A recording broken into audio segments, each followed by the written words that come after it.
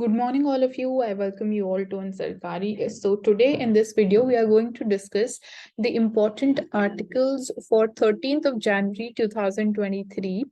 So our Prime Minister says that we know that world is in crisis, and at this point of time, the global South can take and it can we can say it can improve the global growth. So it is not clear how long it will last. Basically, how long this world crisis is going to last, and global South does not have an adequate voice in the global governance. So since India is hosting the Global South Summit, so this statement comes in this backdrop, and we are going to amplify, basically India is going to amplify this agenda in the current G20 presidency. So clearly in the 21st century, the global growth will come from countries of the South, and he thinks that if we work together, we can set the global agenda. So basically, the main point is that it is important that the voice of the global South is also heard, and they are definitely going to play an important role when it comes to their contribution in the global growth. And we see that inflation is cooling down because the vegetable prices, they are becoming more stable. And also you can see this through the downturn in this graph, that now it stands at 5.72%.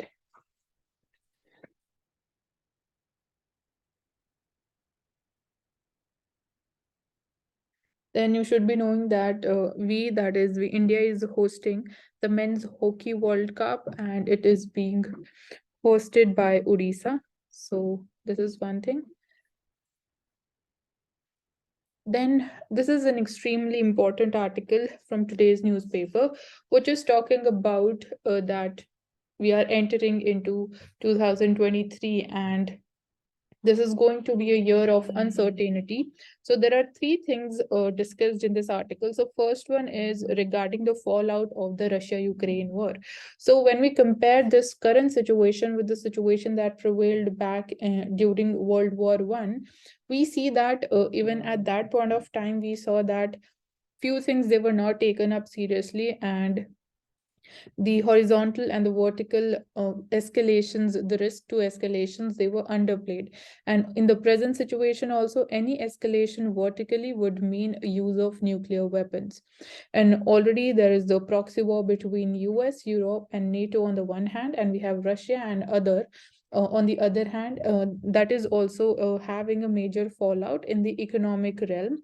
And we also see that the full extent of this is yet to be properly understood, and what it does portend is the possibility of a wider conflagration. So this is one thing. Then Russia and China relations, they are also case in point, because China has chosen this time to deepen its strategic ties with Russia, given obviously US is increasing its role in Central Asian region. So China and Russia, they are moving closer, and they, both these countries, they say that their relations are enjoying the best period in their history.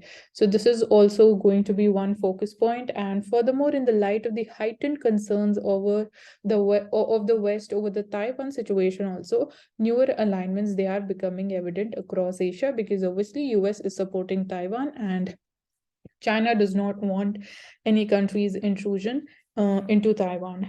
Then we talk about the second aspect, that is going to be, we are witnessing increase in defense spending by different countries. So a massive increase in defense spending by almost every country. We can say they have taken a decision for this, and in spite of the economic challenges that they're facing, still they are going ahead by increasing their defense spending. So spending on defense across the globe, it is understood to have crossed $2 trillion in 2022, and it is expected to increase substantially in 2023. Then even when we talk about specific economies like Germany and France, they have substantially increased this thing. And Japan, it has also declared that it is going to allot 2% of its GDP to the defense sector. And India, one of the world's leaders in defense spending, it can be expected to follow suit on similar lines. Then we say that India's reliance on Russian military equipment. So this could change with Russian equipment. They are faring poorly against the latest Western weaponry in the Ukraine conflict. So given this performance of the Russian weapons, we can say that we can look at different partners when we talk about supplying the defense equipments in India, and we may well consider looking elsewhere for future defense supplies. So, India's current shift from a professed policy of non-alignment to multi-alignment, it can possibly help it widen the arc of its defense ties. So we can rely more on our Quad members, which includes US, Australia, Japan, and the fourth one is India. So it can gain greater salience in India's defense architecture. Then the third aspect is going to be India's neighborhood. So, apart from Europe, China, and India, then other parts of Asia that are likely to face major headwinds. So, be it Southeast Asia or Western Asia. And for China, controlling COVID-19 and managing the fallout of its economic downturn would be the main challenge for China. And unlikely that China would unilaterally, it is unlikely that China is going to unilaterally provoke a conflict in the Indo-Pacific region. And also, Russia and China entity, it creates a dent in India's long-standing strategic relationship with Russia, because we know that Russia has been an all-weather friend for India, and at the same time, we are also seeing that Russia and China, they are moving more closer towards each other. They are trying to strengthen their relationship. And meanwhile, the absence of settled borders with both China and Pakistan will also continue to plague India. Then, talking about Pakistan, so Pakistan, it is already mired in its own internal problems and economic difficulties. So we are not going to see any major threat from the Pakistan side in 2023. But talking about some other problems that have emerged in South Asia. So in Nepal, we see that a new government is being elected, and we are seeing that it is more tilted towards China. So that could become a problem for India. And talking about Afghanistan, so Afghanistan under the Taliban will remain an issue, but more problematic is the rising curve of the terrorist activities emanating from there, and India's relations with both Sri Lanka and Bangladesh that appears delicately poised. So even that is going to be one thing, and it may test whether India's long-term preference for a non-interventionist strategic culture that we are pursuing for the Central Asian economy, specifically when we talk about Afghanistan. So, is this a non-interventionist strategy? Will it really pay us dividends in our neighborhood? Is to be seen. And as we talk about that, terrorism, so it will remain an omnipresent threat this year. So the world may need to be on its guard in 2023. So it's a very important article, and very comprehensively it has taken up all the major challenges and the things that are pointing towards uncertainty in the current times. Then, will the upcoming budget be populist or fiscally responsible? So that is to be seen.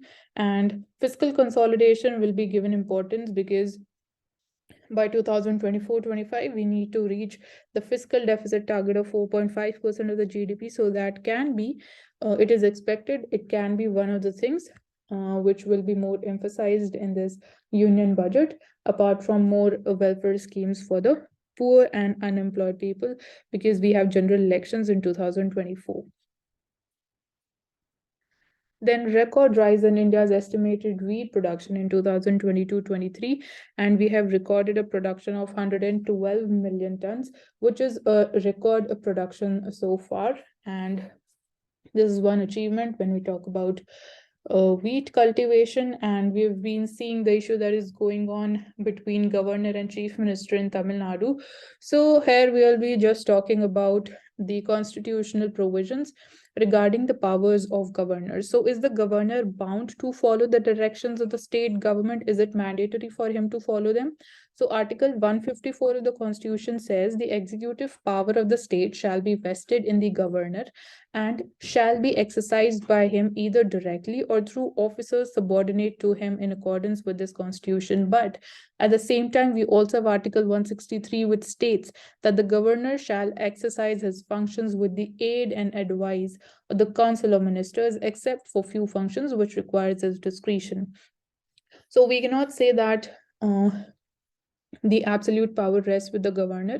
He needs to work with the aid and advice of the Council of Ministers, which is headed by the Chief Minister. So, Article 163, Clause 2 states if any question arises whether any matter is or is not a matter as respect with the governor is by or under this constitution required to act in his discretion. So, the decision of the governor in his discretion shall be the final decision. So whenever there is some confusion that whether there is discretionary power with the governor in certain matter and there is confusion, so it is said in Article 163 Clause 2 that it is the governor is going to be the final authority when it comes to such situations, and his discretion is going to be the final decision. So 42nd Constitutional Amendment Act of 1976, it had made ministerial advice binding on the president, but no such provision has been made for the governor. And in several landmark judgments, also, the judiciary has defined limits of the discretionary powers of the governor. And so, what is the way out of this situation? So, several expert panels they were set up and they have suggested to improve the center-state relations. So, reports they have advocated for appointing non-political governors through independent mechanisms after consultations with the concerned chief minister. So, this can be one thing. And secondly, we know about Sarkaria Commission. So it is pointed out that the role of governor is to see that a government is formed and not to try to form a government. So even governor, he should rise above the political lines and fulfill his constitutional duties and obligations that are there.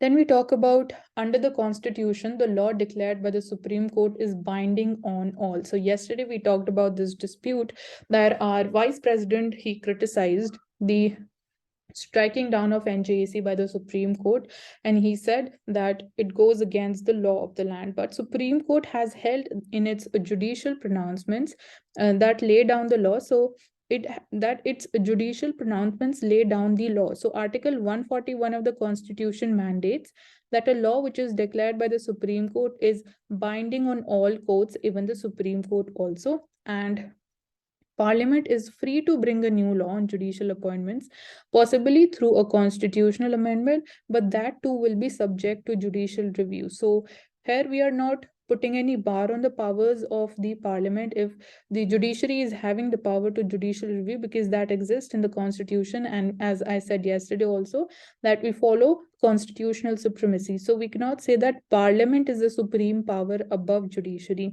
And Vice President, he also said that he did not subscribe to the landmark Kesavananda Bharati judgment of 1973, and also he does not subscribe to the idea of basic structure. He upheld the judicial review, which upheld the judicial review, the 1973 judgment.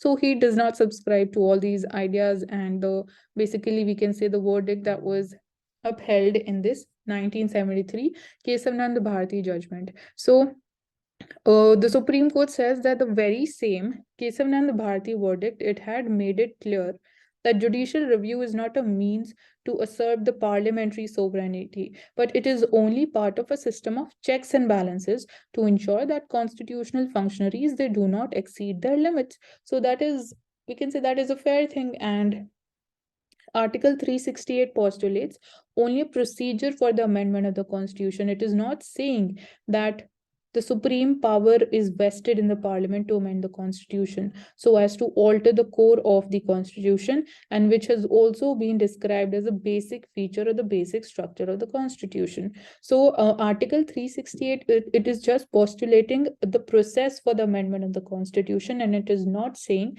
that Parliament is the supreme power in India. And so we also see that upholding the judicial independence is also a basic feature of the Constitution. So with time, the Supreme Court it identifies the elements of the basic structure of a constitution. So some of them includes supremacy of the Constitution, separation of powers between legislature, executive, and judiciary, and also the democratic character of our polity. So these are some of the basic structures of a constitution, and that's all about it. So basically we can say these the statement and the views of the vice president they come under criticism, and I've been criticized by a lot of people, and we have, however, discussed what are the constitutional provision and what did even the Supreme Court upheld in the 1973 judgment. So it was nowhere pointing towards that the Supreme Court has the, we can say, the highest power, or neither the constitution is saying that the major power or the parliament is the supreme power. So on the other side, we also see that P. Chidambaram sir, even he says that the Rajya Sabha chairman, he was wrong to say that parliament is supreme. So that's how we can say people have countered to his viewpoints. Then Center has recently submitted the views of the states to the Supreme Court regarding the minority notification. So it majorly related to whether the religious and the linguistic minority communities, they should be identified and notified by the union or the respective states. So right now, the Muslims, Sikhs, Christians, Buddhists, Jains, and Zoroastrians, who are Parsis, they have been notified as minority communities under Section 2 of the National Commission for Minorities Act of 1992. And as per the census of 2011, minorities, they make up about 19.3% of our total population in the country. And talking about the stand of Tamil Nadu, so it made it clear that the identification and the notification of the religious and the linguistic minorities should be made at the state level. So that is their point of view and their argument. And suggestions, they have come on a petition in the court which challenged the exclusive power given to the center to notify a minority community. So right now the power rests with the center, but Tamil Nadu says that it should be with the states. And whether this basically the views, they are pointing towards this thing only, whether this power should be with the center or the states, and the views have been submitted to the Supreme Court. Then we see that India is reeling under an acute shortage of the specialist doctors, with a shortfall of nearly 80% of the required specialists at the community health centers.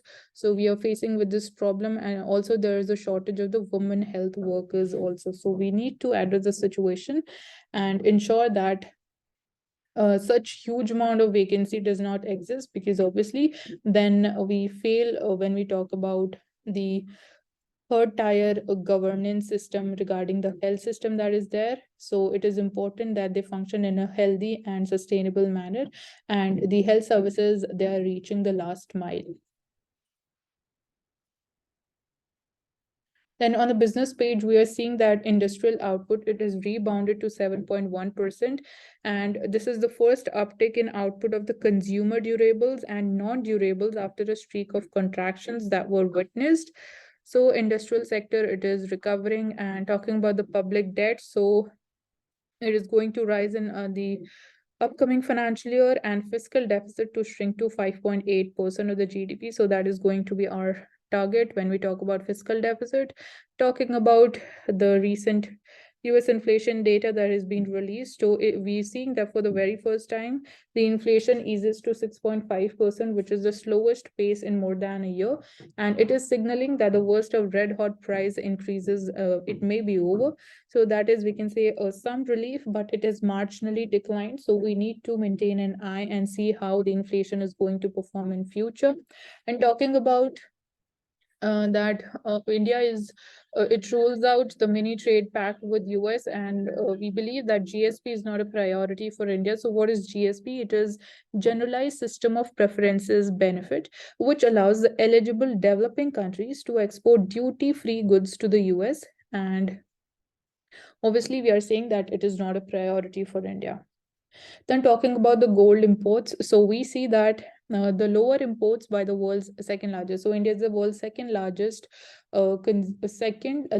consumer of gold, and we saw that imports, they declined to 79% in December. So that was because of the increase in price of gold, and also with the drop in imports, we see that it would be helping in bringing down our trade deficit and also support the rupee. And when talk about the import of gold in value terms, so the value, it is plunged to $1.18 billion from $4.73 billion in a year earlier period. And talking about the quantity, so quantity slid to 706 tons from 1,068 tons a year ago. So that's how we can say decline in gold import is going to help our trade deficit and also supporting the Indian rupee. So that's all for today. Thank you for joining in Sarkari, and you'll be getting the PDF link in the description box. But do not forget to subscribe to our channel, hit the like button, and share this video as much as possible. Thank you for joining us again.